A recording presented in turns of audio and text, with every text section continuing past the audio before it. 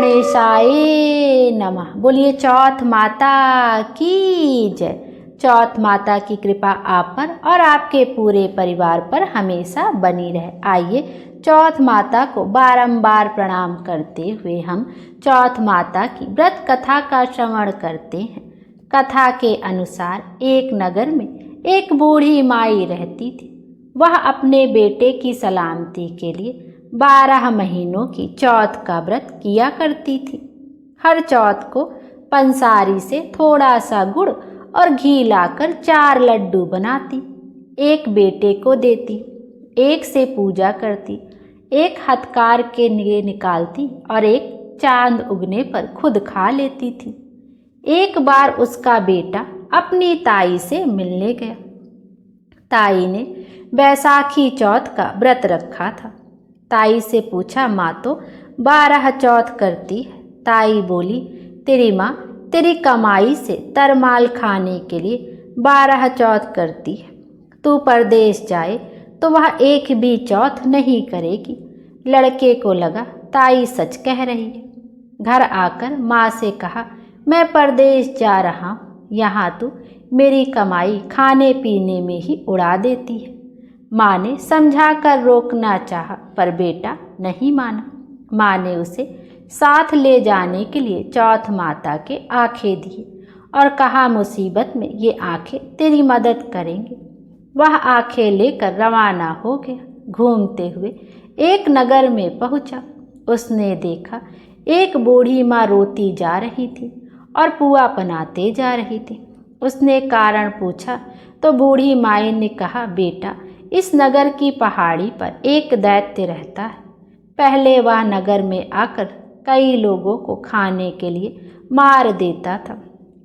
अब राजा हर घर से एक आदमी दैत्य के पास भेजता है और आज मेरे बेटे की बारी है, इसलिए रो रही हूँ और उसी के लिए पुए बना रही हूँ। वह बोला, तू पुए मुझे खिला दे, तेरे बेटे की जगह मैं चला जाता हूँ।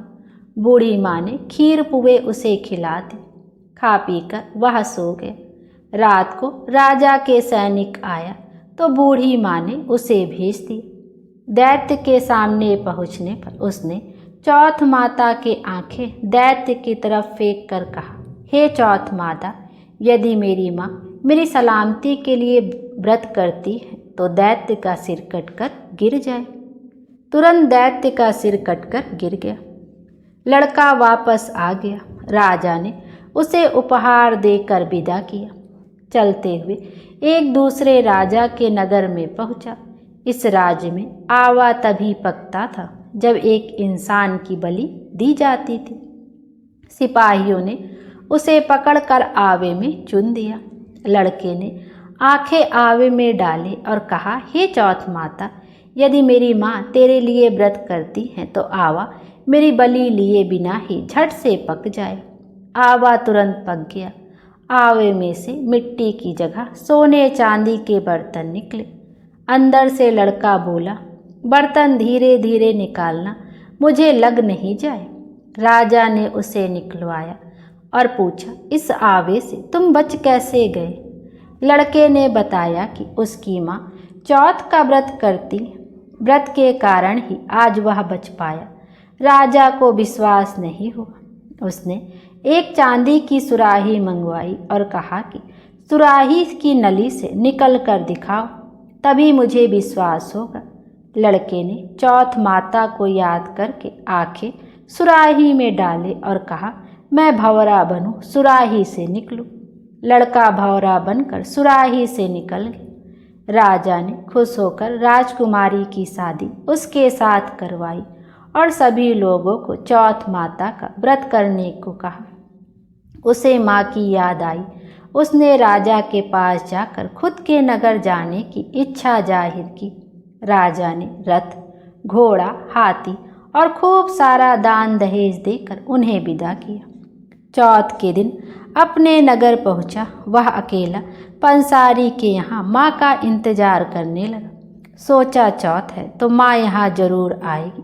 थोड़ी देर बाद लकड़ी टेकती हुई माँ आती दिखाई दी। बेटा माँ के चरणों में गिर पड़ा। कहा, माँ मैं तेरा बेटा हूँ, मुझे माफ़ कर दे। माँ ने उसे गले लगा लिया। लोग चौथ माता की जय जयकार करने लगे।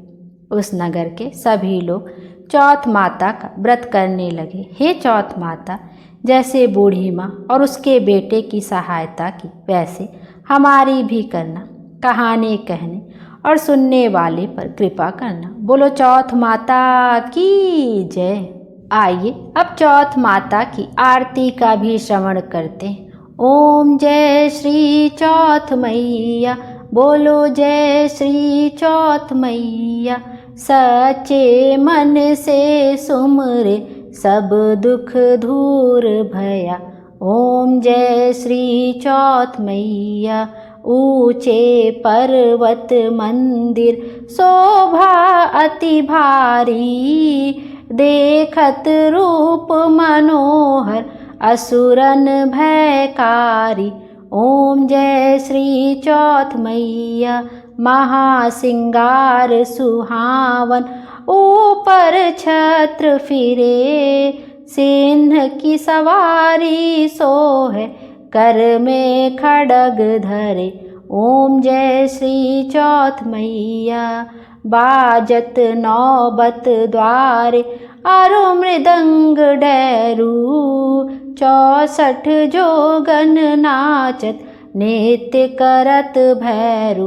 ओम जय श्री चौथ मैया। बड़े बड़े बलशाली तेरा ध्यान धरे, ऋषि मुनि नर देवा चरणों आन पड़े। ओम जय श्री चौथ मैया। चौथ माता की आरती जो कोई सुहागन गावे, बढ़त सुहाग की लाली सुख संपत्ति पावे।